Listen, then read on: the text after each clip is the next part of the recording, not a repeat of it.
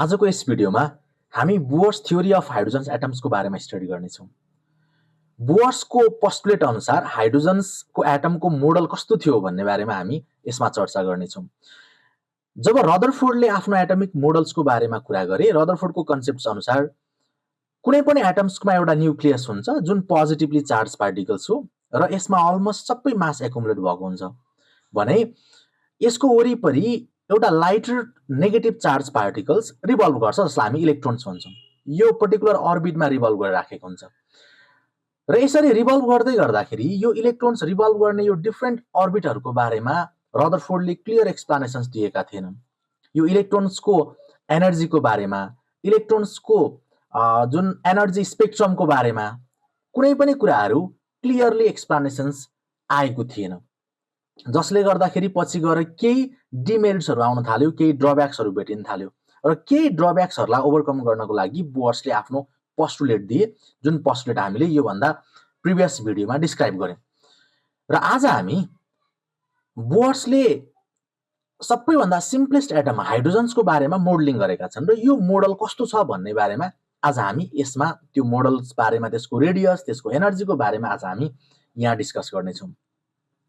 यसरी कुनै पनि पार्टिकल्स, कुनै पनि चार्ज पार्टिकल, जस्तो कि यहाँ न्युक्लियस पोजिटिभली चार्ज पार्टिकल्स हो र हाइड्रोजन्समा एउटा मात्रै प्रोटोन हुने भएको कारणले गर्दा यसको चार्ज चाहिँ E+ हामी रिप्रेजेन्ट गर्छौँ कि प्रोटोनको चार्ज इलेक्ट्रोन्सको चार्ज बराबरी न्युमेरिकल्ली इक्वल हुन्छ, तर साइन चाहिँ पोजिटिभ हुन्छ। त्यसले गर्दा यहाँ +E लेख्छौँ र सपोज गरौँ इलेक्ट्रोन्स यो एउटा यन्थ अर्बिटमा रिभल्भ गरेर राखेको छ, जुन अहिले देखिरहेको छौँ, यसलाई हामी यन्थ अर्बिट भनौँ।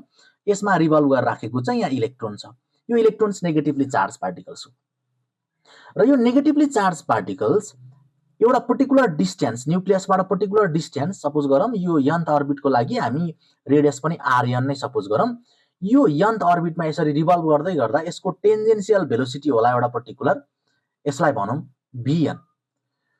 यो पर्टिकुलर अर्बिटमा Vn भेलोसिटीले यो सर्कुलर पाथमा रिभल्भ गरेर राखेको छ।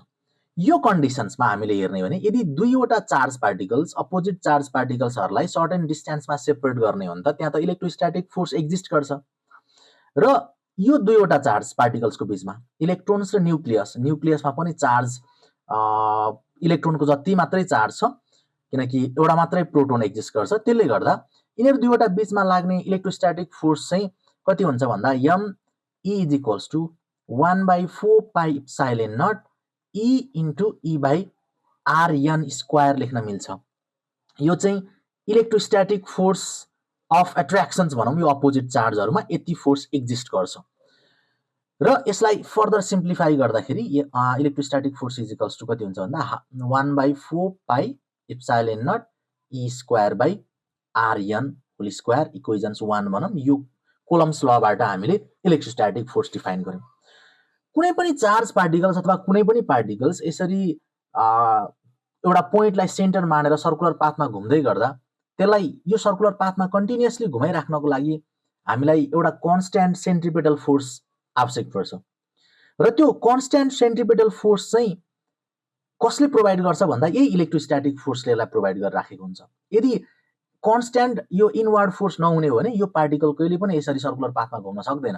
किन सक्दैन भन्नुहुन्छ भने यदि यसरी सर्कुलर पाथमा घुम्ने हो भने यसले हरेक डिरेक्सन, हरेक पोइन्टमा आफ्नो डिरेक्सन चेन्ज गर्छ, जसले गर्दा भेलोसिटीमा चेन्ज आउँछ। भेलोसिटी चेन्ज हुने बित्तिकै त्यो एक्सिलरेसन्स हुन्छ र एक्सिलरेसन्स हुनको लागि केही न केही फोर्स हामीले कन्टिन्युअसली अप्लाई गर्नुपर्छ त्यहाँनिर। र त्यो फोर्स जुन सेन्ट्रिपेटल फोर्स, यो इनवर्ड डिरेक्सनमा लगाउने फोर्स कति हुन्छ भन्दा F सेन्ट्रिपेटल फोर्स भनेको चाहिँ mv²/r हुन्छ। यसलाई इक्वेसन्स सेकेन्ड सपोज गरौँ, यो इक्वेसन्स भयो। अब जुन यो नेसेसरी सेन्ट्रिपेटल फोर्स छ, यो फोर्स कसले प्रोभाइड गर्छ भन्दा इलेक्ट्रोस्ट्याटिक फोर्सले। यदि यो एउटा पर्टिकुलर अर्बिटमा यसरी रिभल्भ गरेर राख्ने हो भने यो कन्डिसन भ्यालिड हुनको लागि हामीले के गर्नुपर्छ भन्दा F centripetal force = F electrostatic force हुन पर्यो, इलेक्ट्रोस्ट्याटिक फोर्स हुन पर्यो। यो दुईटै एक्सप्रेसन हामीसँग अलरेडी छ, यसलाई हामी सब्स्टिट्युट गरौँ यहाँ। सो mVn²/Rn = के लेख्न मिल्छ भन्दा यहाँ 1/4 पाइ एप्सिलोन नट E²/Rn² हुन्छ। अब यसमा के कुराहरू क्यान्सल हुन्छ क्यान्सल गरौँ। यहाँ आरएन एउटा क्यान्सल भयो। अहिले म जस्ट भिएन को एक्सप्रेसन निकाल्न लाग्छु। भिएन स्क्वायर इज इक्वल्स टु कति हुन्छ यहाँ हेरौँ है त। यमलाई उतापट्टि पठाऊँ, अरू त लगभग सक्यो। ई स्क्वायर बाई 4 पाई इप्साइलेन नट अनि एउटा यम छ अनि आरएन एउटा बाँकी रह्यो। इक्वेसन्स 3 भनौँ र एउटा इक्वेसन्स 3 बन्यो। अब हामीले यहाँनिर एउटा बोयर्सको पोस्टुलेटको एउटा कन्सेप्ट युज गर्नुपर्ने हुन्छ। बोयर्सको फर्स्ट पोस्टुलेट अनुसार के भनेको छ भने यदि इलेक्ट्रोन्स कुनै पनि एउटा पर्टिकुलर अर्बिटमा यसरी घुम्छ भने त्यो अर्बिटमा घुम्दै गर्दा त्यसको एङ्गुलर मोमेन्टम डिफाइन्ड हुनुपर्छ, त्यो क्वान्टाइज्ड हुनुपर्छ। बोयर्सको कन्सेप्ट अनुसार angular momentum of the electrons should be equal to the integral multiple of h by 2 pi. एउटा क्वान्टिटेटिभ मेजरमेन्ट्सको इंटीग्रल मल्टिपल्समा हुनुपर्छ, यो क्वान्टाइज्ड हुनुपर्छ र यो डिस्क्रिट एक्जिस्ट गर्नुपर्छ भन्ने बोयर्सको कन्सेप्ट हो। त्यो कन्सेप्ट अनुसार हामीले एङ्गुलर मोमेन्टमलाई फर्दर इलाबोरेट गर्ने हो भने एङ्गुलर मोमेन्टम भनेको के हुन्छ भन्दा मोमेन्ट अफ लिनियर मोमेन्टम भनेको त एङ्गुलर मोमेन्टम हो, h बाई 2 पाई। अब यहाँनिर लिनियर मोमेन्टमलाई फर्दर हामी यसलाई खोलौँ। R n mass into velocity is equals to h by 2 pi. अब यहाँ मलाई भिएन को भ्यालु निकाल्नु पर्ने छ। यहाँ पनि भिएन इज इक्वल टु कति आउँछ भन्दा यो आरएन र यो यमलाई उतापट्टि पठाइदिउँ। h बाई कति हुँदो रहेछ 2 पाई यम आरएन हुन्छ। इक्वेजन्स 4 भनौँ।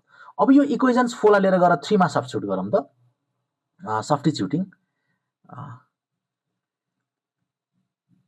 सब्स्टिट्युटिङ भिएन इन इक्वेजन्स 3 मा सब्स्टिट्युट गरौँ। कति आउँदो रहेछ भन्दा एनएच को होल स्क्वायर, एकैचोटि गरौँ न यसलाई, n h by 2 pi m r n whole square. मैले यो भिएन को ठाउँमा लिएर गएर यो भिएन को भ्यालु राख्दिएँ is equals to E square by कति हुँदो रहेछ भन्दा जति छ त्यति राखौँ 4 pi epsilon naught M R N हुन्छ। यसलाई एकचोटि खोलौँ। N square H square divided by 4 pi square M square R N square is equals to E square by यो 4 pi epsilon naught M R N square हुन्छ। अब यसमा के कुराहरू काटिन्छ त्यो क्यान्सल गरौँ। 4 क्यान्सल गर्न पाइयो, पाई एउटा हटाइदिउँ। इप्साइलेन नट एज इट इज रहने भयो। मास पनि एउटा क्यान्सल हुने भयो। यसरी यो आर यहाँ स्क्वायर छैन र यो स्क्वायरसँग एउटा आरएन पनि क्यान्सल हुने भयो। अब यहाँनिर हेर्दा के बाँकी रह्यो भन्दा n square H square by pi बाँकी रह्यो, यहाँनिर एउटा यम पनि बाँकी रह्यो अनि आरएन पनि बाँकी रह्यो रहेछ। यहाँनिर बाँकी रहेको चिजहरू इज इक्वल्स टु यतापट्टि बाँकी रह्यो भने ई स्क्वायर बाई इप्साइलेन नट। अब यहाँबाट यदि हामीले रेडियसको भ्यालु निकाल्ने हो भने आरएन इज इक्वल्स टु के रहँदो रहेछ भन्दा आरएनलाई उतापट्टि लिएर गएँ, अरू जम्मै यतापट्टि पठाइदियो भन्दा epsilon naught N square H square divided by यो पाई एज इट इज छँदैछ, यम पनि एज इट इज छँदैछ, आरएन उतापट्टि ल्यायो, ई स्क्वायर यतापट्टि लिएर ई स्क्वायर। यस्तो खालको एउटा एक्सप्रेसन बन्दो रहेछ रेडियसको इक्वेजन्स 5 मा। ल हेर्नुहोस्, हामीले एउटा यन्थ अर्बिटमा यदि इलेक्ट्रोन्स रिभल्भ गरेर राखेको छ, कुनै पनि अर्बिट हुन सक्छ, यो यन्थ भन्ने एउटा अर्बिटमा यदि रिभल्भ गरेर राखेको छ भने त्यसको expression epsilon naught N square H square by pi M E square हुँदो रहेछ। यसलाई चाहिँ radius of nth orbit of hydrogen atom भन्छौँ। अब यसमा हामीले सबै कुरा एनालाइज गर्ने हो भने यहाँ हेरौँ है, सबै कुरा एनालाइज गर्ने हो भने के देखिया छ भन्दा यो R N is equals to epsilon naught पनि कन्स्ट्यान्ट क्वान्टिटी हो, एच प्लाङ्क्स कन्स्ट्यान्ट आफैमा हो, पाईको भ्यालु अलरेडी कन्स्ट्यान्ट हो र यहाँ हामीले मास अफ इलेक्ट्रोन र चार्ज अफ इलेक्ट्रोन लेखेका छु, यो पनि कन्स्ट्यान्ट क्वान्टिटी हो। अब कुन चाहिँ अर्बिटमा घुमेको छ भन्ने एउटा यन मात्रै हो यहाँ भेरिएबल। त्यसो भए त्यो यनलाई छोडेर बाँकी रहेको अरूलाई लेख्ने भने के हुन्छ भन्दा यहाँनिर एन स्क्वायर डट कुनै एउटा कन्स्ट्यान्ट भ्यालु ल ए नट लेखौँ, ल ए नट लेखौँ, एउटा कन्स्ट्यान्ट भ्यालु हुँदो रहेछ। यदि मैले यो यनको भ्यालुमा 1 राख्ने हो भने for n is equals to 1 first radius कति हुन्छ, फर्स्ट अर्बिटको रेडियस कति हुँदो रहेछ भन्दा यहाँ सबैमा मैले भ्यालु राख्ने हो भने यसको भ्यालु आउँदो रहेछ R1 को भ्यालु सबै n को भ्यालु पनि 1 राखेर सबै यो कन्स्ट्यान्ट क्वान्टिटीहरुको भ्यालु सब्स्टिट्युट गर्ने हो नि यसको भ्यालु हामीलाई आउँछ 0.529 एमिस्ट्रन आउँछ। यति एमिस्ट्रन हुन्छ हाइड्रोजनको केसको लागि मात्रै है, यो फेरि पर्टिकुलरली हाइड्रोजनको लागि। त्यसो भए मैले Rn लेखे भने के हुन्छ भन्दा जुन यो R1 लेखेका छौं नि हामीले यो R1 लाई हामीले यो A नट सपोज गरौँ ल 1 राख्दा त त्यो त 1 नै हुन्छ हैन भनेपछि त A naught into n square हुँदो रहेछ। यो फर्मेटमा हामीले यदि फर्स्ट अर्बिटको रेडियस थाहा छ भने बाँकी रहेको अरु अर्बिटको रेडियस यो फर्मुला लगाएर निकाल्न सक्छौं र हाइड्रोजनको केसको लागि त फिक्स नै हुने भयो हैन। अब मलाई जस्तो R1 R2 R3 समथिङ को रेशियो निकाल भन्यो भने के गर्न सक्छु भन्दा यसको ठाउँमा 1 राखौं 1:2 राख्दा कति हुन्छ 4:9:16 यो रेशियोमा जाने भयो भनेपछि अब हाइड्रोजनको केसमा हामीले रेडियस कति हुन्छ भन्ने कुरा पनि थाहा पायौं र रेडियसको एक्सप्रेसन कस्तो हुन्छ भन्ने कुरा पनि यो हाइड्रोजनको केसमा। यदि हाइड्रोजन भन्दा बाहेक अन्य केसहरुमा आयो भने हामीले त्यतिखेर एटमिक नम्बरलाई पनि एसोसिएट गर्नुपर्छ फर्मुलामा। यो भयो रेडियस निकाल्ने कसरी निकाल्न सकिन्छ भन्ने बारेमा। अब त्यसो भए यो nth अर्बिटमा यो इलेक्ट्रोन्सको भेलोसिटी कति हुन्छ त भनेर निकाल्न पर्यो भने भेलोसिटीको एउटा फर्मल एक्सप्रेसन त हामीले निकालिसकेका छौं। अब यसलाई अझै फर्दर सल्भ गर्ने हो भने हामीले जुन अहिले Rn को भ्यालु निकालेका छौं यसलाई लिएर गएर यो इक्वेशन्स 4 मा लिएर गएर सब्स्टिट्युट गर्दियौं। यो 5 को इक्वेशनलाई लिएर गएर एकचोटी 4 मा राख्दियौं के आउँदो रहेछ हेरौँ है त। यसमा हामीले यसरी रिभल्भ गर्दै गर्दाखेरि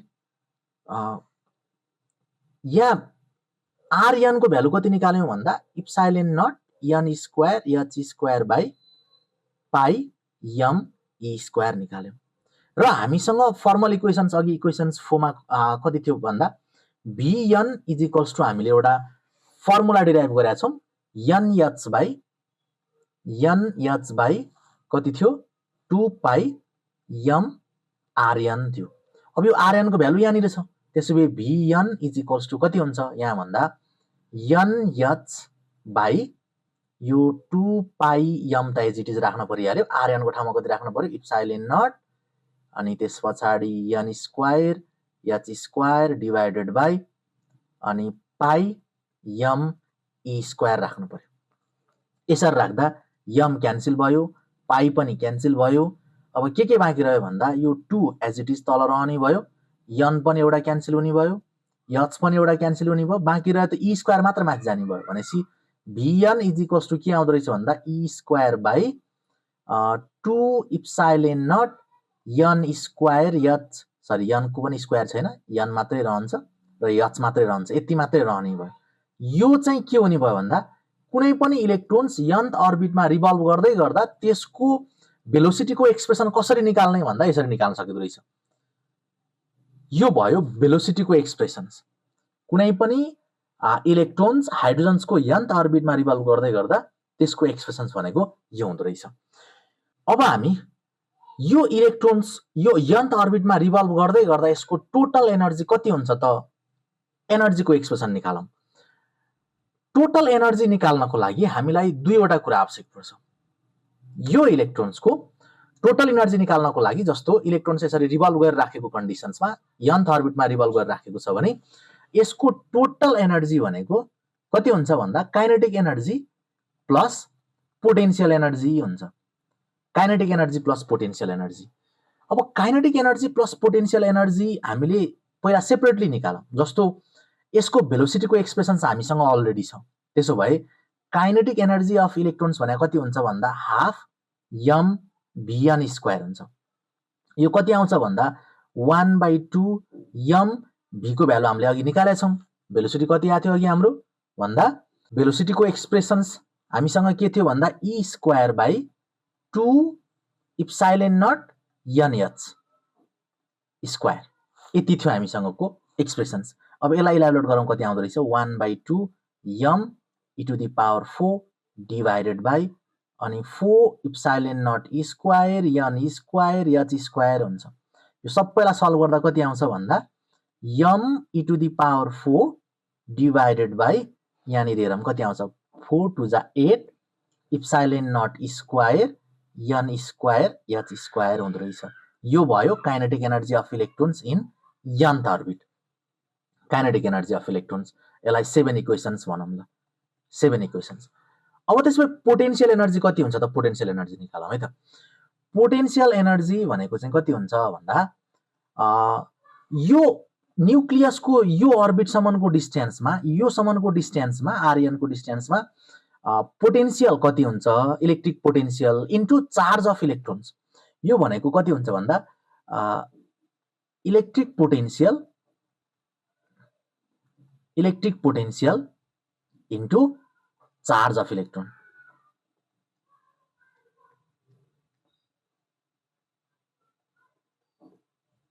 चार्ज अफ इलेक्ट्रोन्स हुन्छ। अब यहाँनिर potential energy is equals to यो इलेक्ट्रिक पोटेन्शियल भनेको कति हुन्छ? 1/4 pi epsilon naught e by r n हुन्छ। ई बाई आरएन हुन्छ electric potential into charge of electron भनेको माइनस ई।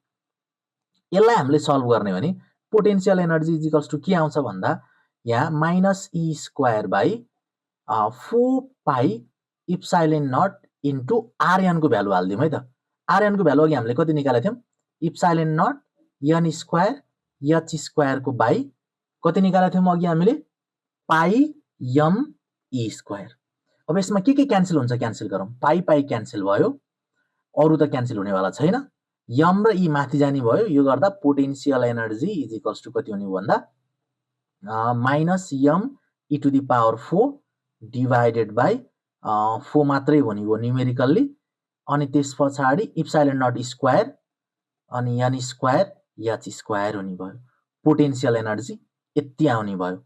इक्वेसन्स यसलाई 8 भनौँ। यो भयो पोटेन्शियल एनर्जी। अब यो पोटेन्शियल एनर्जी हेर्दाखेरि देख्नुहोस् त यहाँ, यो त काइनेटिक एनर्जीलाई -2 ले मल्टिप्लाई गर्दा यो बन्दो रहेछ। -2 ले मल्टिप्लाई गर्यो भने 2 ले यसलाई क्यान्सल गर्छ, 4 बाँकी राख्छ अनि माइनस एज इट इज माथि रहन्छ। भनेपछि यो पोटेन्शियल एनर्जी भनेको कति देखिदो रहेछ? -2 टाइम्स काइनेटिक एनर्जी देखिदो रहेछ। यो सर्ट फर्मको लागि है।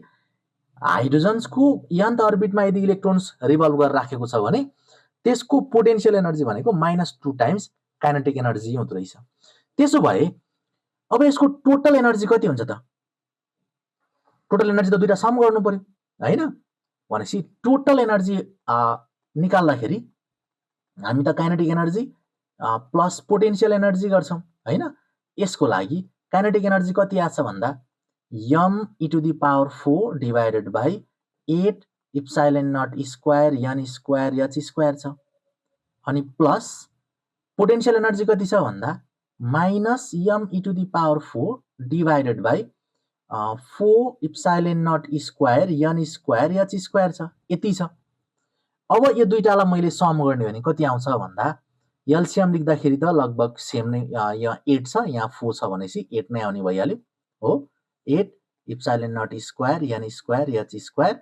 अब सल्भ गर्दा यहाँ कति हुने भयो भन्दा यो त as it is m e to the power 4 minus 2 m e to the power 4। So therefore total energy is equals to minus m e to the power 4 divided by 8 epsilon naught square n square h square आउँदो रहेछ। यो भयो total energy of electrons. कुनै पनि hydrogens एटम्सको nth अर्बिटमा electrons revolve गर्दै गर्दा त्यसमा हुने टोटल एनर्जी भनेको यति हुँदो रहेछ। र यो केसँग बराबर देखियो भन्दा टोटल एनर्जी भनेको चाहिँ माइनस काइनेटिक एनर्जीसँग बराबर देखियो है। नेगेटिभ अफ काइनेटिक एनर्जी भनेकै टोटल एनर्जीसँग बराबर देखियो। अब यसमा हेर्दाखेरि हेर्नुहोस् है, मास चार्ज यो 8 epsilon naught n square h square, यसमा यो n स्क्वायर भन्दा बाहेक सबै कन्स्ट्यान्ट क्वान्टिटी हो। र यदि मैले यो सबै कन्स्ट्यान्ट क्वान्टिटीहरुको भ्यालु सब्स्टिट्युट गर्ने भने यो टोटल एनर्जी भनेको कति आउँछ भन्दा total energy of electrons in nth orbit of hydrogen atom भनेको -13.6 बाई n स्क्वायर आउँछ। 13.6 by n square electrons volt आउँछ। यो चाहिँ कुनै पनि इलेक्ट्रोन्सको nth अर्बिटमा रिभल्भ गर्दै गर्दाको टोटल एनर्जीको एक्सप्रेसन्स हो। यो भयो total energy of the electrons in nth orbit of the hydrogen atom. यो वेबाट हामी हाइड्रोजन एटमको एक्सप्रेसन डिराइभ गर्न सक्छौं र नेगेटिभ साइनले के रिप्रेजेन्ट गर्छ भन्ने कुरामा नै हामी क्लियर हुनुपर्छ। यो नेगेटिभ साइनले चाहिँ इलेक्ट्रोन्स न्यूक्लियससँग बाउन्ड भएर बसेको छ र जब यो एनर्जी 0 हुन्छ त्यतिखेर इलेक्ट्रोनले म्याक्सिमम एनर्जी पाएको हुन्छ र त्यो इलेक्ट्रोनले त्यो एटम छोडेर बाहिर भाग्छ। त्यतिखेर चाहिँ हामी त्यसलाई आयोनाइजेसन एनर्जी भन्छौं।